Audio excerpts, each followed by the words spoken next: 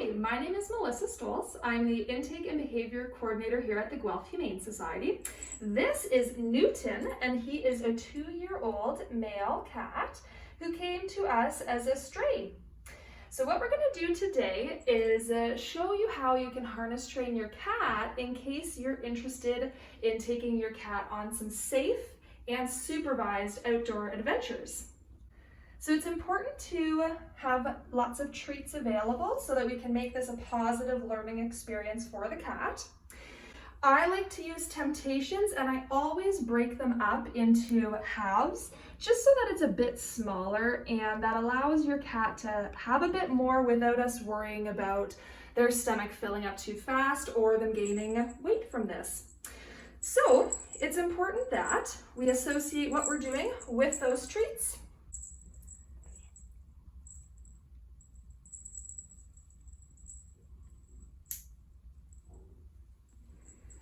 And we get a little treat. So it's not unusual for your cat to back away, or you'll probably see a bit of rolling around on the ground. That's pretty normal, especially if this is the first time for your cat.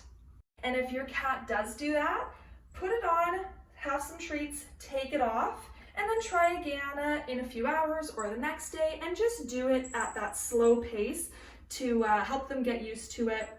We just want to make sure that we're making it positive with those treats and that we're giving them a bit of time to adjust. So on the first few times having the harness on, you're not going to have any intentions of taking them anywhere or doing anything with them other than maybe just having them eat some treats, walking around to find them so that they can get the feel for the harness. So notice Newton's body language is quite low and his tail is low. He's licking his lips. Licking lips can be a sign of stress in cats, so really pay attention to that.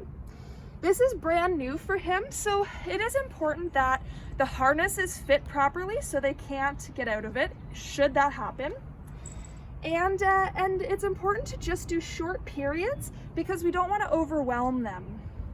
It's also very important that if you are taking your cat outside on a harness and leash, that they're microchipped in case they were to get lost, and that they're wearing their up-to-date Guelph license, which Newton doesn't have yet because he hasn't yet been adopted. Another sign of stress in cats is if they're refusing to eat. So I've put down some treats for Newton and he hasn't shown interest in them, and that tells us that we're done here for today and we're going to take him back inside where he's a bit more comfortable. So Newton is looking a bit more confident with his tail upright and calmly walking. Now his head's a bit higher, but really pay attention to see the tail go up again. And just these little details in their body language can help you follow how your cat is feeling about this. Are they confident? Are they feeling unsure? And just gauging properly so that we don't overwhelm them. So that was our first session of having Newton walk around on his new leash and harness. And overall he did well, but you saw some times where he did get a little bit overwhelmed. There was a lot going on in the environment, and he showed us that body language with a lower tail, a lower head, a bit more frantic, quick movements rather than the slow, calm that we're seeing right now. And that lip licking. Really pay attention to lip licking. It's something we overlook every day, but our cats and our dogs do it to communicate that they're feeling unsure or stressed.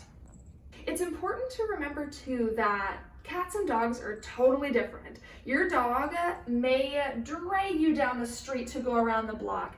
Your cat's not going to do that. They want to linger and smell the flowers. And it's important to have realistic expectations. Your cat is going to guide you, and it's really just an enrichment adventure. It's not, we've got 10 minutes, let's go around the block for some exercise. And it's maybe not a bad idea to have a safe place like your backyard, or if you live in an apartment, just a nice green area outside where you can hang out with your cat on leash rather than expecting to walk on the sidewalk, where it also might be a little bit more overwhelming just because of dog, human, and vehicular traffic, which can cause a lot of extra noise that your cat may not be as interested in.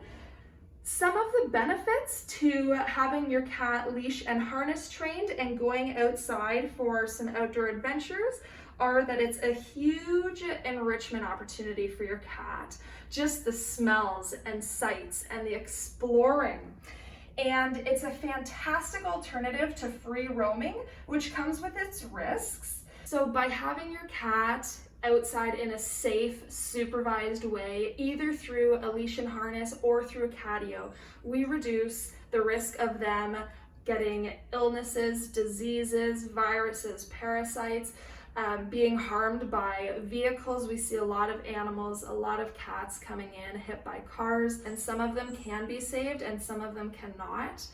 So supervised leash, harness, time outside reduces that risk, as well as reducing the risk of the harm to wildlife. Many cats naturally actually kill more prey than they eat, and so there is a lot of unnecessary killing there and a lot of harming. So this is a great way to help reduce the harm to wildlife. Thank you so much for watching with us. Newton enjoyed the company, and if you have any questions about leash harness training your cat, send me an email and I'm very happy to help.